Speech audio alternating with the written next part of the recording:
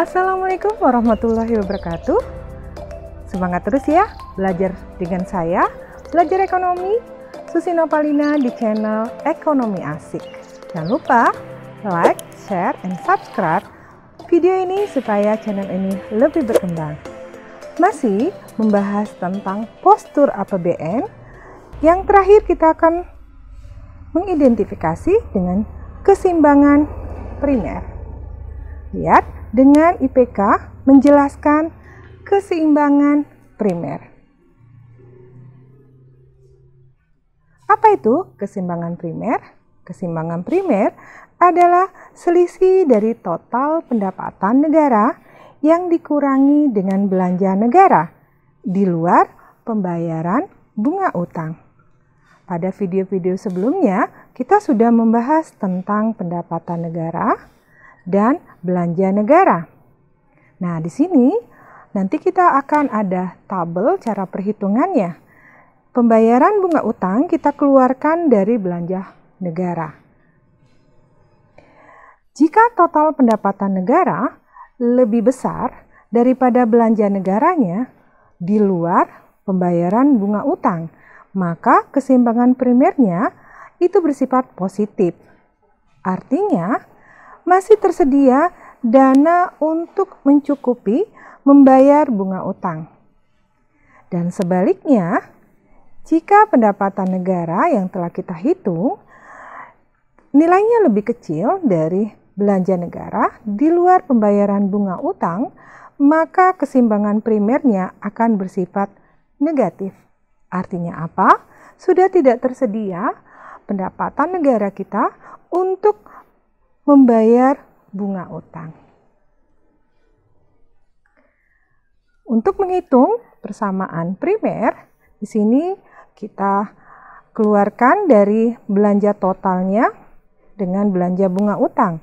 Kemarin kita sudah membahas tentang belanja negara, belanja bunga utang include bagian dari belanja total. Nah, di sini kita keluarkan nilai belanja bunga utang.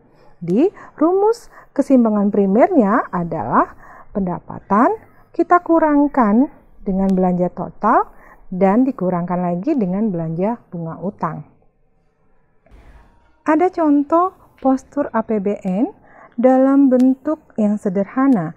Saya ambil 3 tahun berturut-turut. Di sini kita postur APBN-nya lihat dari pendapatan nasional di tahun 2017, 18, 19 itu nilainya selalu meningkat.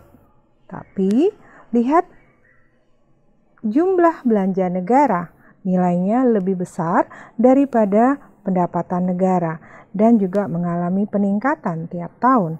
3 tahun belakangan ini. Nah, di sini artinya pendapatan negara yang lebih kecil dari belanja negara akan terjadi namanya defisit anggaran.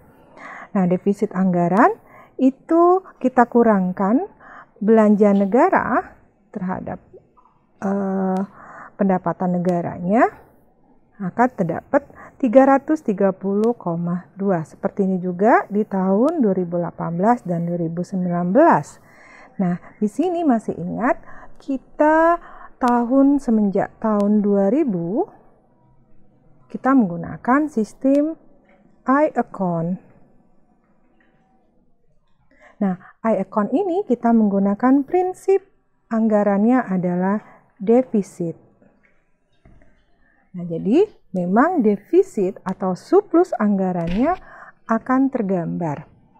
Jadi nggak jadi masalah terjadinya defisit anggaran. Dan kita lihat perkembangan 3 tahun tersebut mengalami perubahan. Lihat ya, artinya mengalami penurunan. Artinya defisit anggarannya terjadi penurunan nilai defisit anggaran. Ini menunjukkan bahwa tujuan kita mempertahankan fiskal. Dan lihat lagi persentase defisit anggaran PDB-nya. Mulai dari 2,41 turun menjadi 2,12 dan turun lagi menjadi 1,84. Ini artinya mengalami penurunan tersebut. Akan lebih baik menunjukkan APBN kita semakin sehat. Defisit anggaran itu memang 3% maksimalnya dan tidak boleh.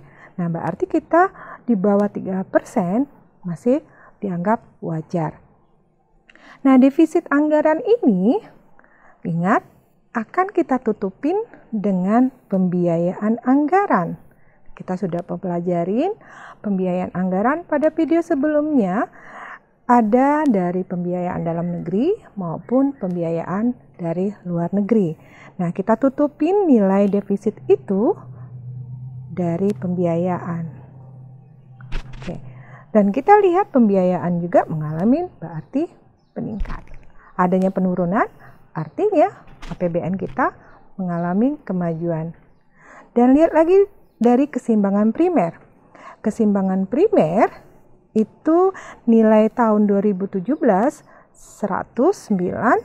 turun menjadi 87,3 dan turun lagi 20,1. Ini menunjukkan bahwa keseimbangan primer kita walaupun defisit, ya, walaupun defisit memang seharusnya tidak boleh defisit, tapi memang keadaan yang menyebabkan terjadinya defisit. Nah, itulah Indonesia dalam defisit anggarannya mempunyai prinsip tentang ekspansif. Artinya apa? Ini ekspansif ini, kebijakan fiskal ekspansif kita untuk meningkatkan pendapatan negara. Kita bertujuan untuk meningkatkan pendapatan negara dan meningkatkan atau mengurangi tingkat pengangguran. Tingkat pengangguran.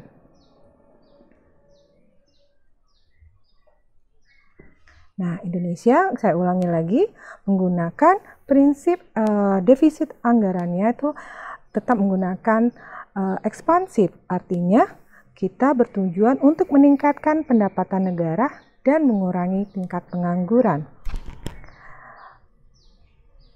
Untuk perhitungannya lebih lanjut, saya akan memberikan contoh pada tahun 2017. Ya, dari mana datangnya keseimbangan primer. Perhitungan tadi di tahun 2017, ini data 2017 ya. Pendapatan negara sebesar 1.750,3 triliun, belanja negaranya lebih besar 2.080,5 triliun. Nah, di sini belanja negara ini sudah ada include dihitung pembayaran bunga utang. Sedangkan kita akan menghitung keseimbangan primer dari mana datangnya 1,9 itu. Nah, tapi kita bisa balikin lagi cara menghitung pembayaran bunga utang ya. Ini dari data kita akan menghitung pembayaran bunga utangnya. Masukkan rumus keseimbangan primer sama dengan pendapatan kita kurangi belanja negara dan kita kurangi dengan pembayaran bunga utang. Bunga utang ini belum tahu, kita ibaratkan dengan X. Kita masukkan nilainya. Keseimbangan primer kita dapat tadi di data min, berarti min 109 sama dengan pendapatannya 1.750,3 kurangkan dengan belanja negara dan kurang dengan X. X ini min kita pindahkan ke sebelah dari sebelah kanan ke kiri itu menjadi X. Di sininya min, di sininya plus. Di sini tetap 1.750,3 kita kurangkan dengan belanja negaranya, nilainya min ya. Dan nilai yang keseimbangan primer sebelah kiri min kita pindahkan ke matematika, dia sebelah kanan menjadi plus. Nah, min 330,2 kita tambahkan dengan 109 dapatnya 221,2. Jadi pembayaran bunga utangnya sebesar 221,2. Nah, kita akan ngecek apakah betul nanti keseimbangan primernya min 109. Tadi X-nya kita anggap ini adalah keseimbangan primernya. Keseimbangan primer. Atau kita ganti dengan Y.